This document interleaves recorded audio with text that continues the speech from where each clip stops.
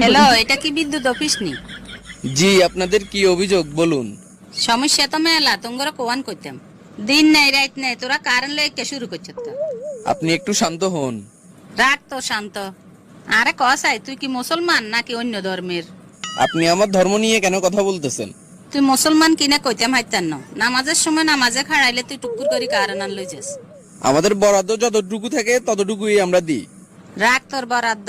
তোরা কি থেকে সাবা মারস? তোরা কস দেশের উন্নতি করি এলা আরি দেশের বলে সিঙ্গে ঘুরবা না আরি।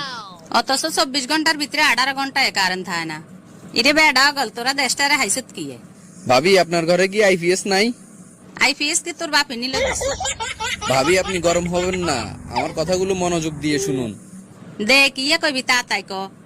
আমাদেরকে বকে তো লাভ নাই, আমাদের জন্য বরাদ্দ যতটুকু আছে ততটুকুই আমরা দিতে পারি। বরাদ্দ দিনের ভিতরে 18 ঘন্টায় কারেন্ট থাকে না। আইস এবারে কারেন্ট বিল লেখি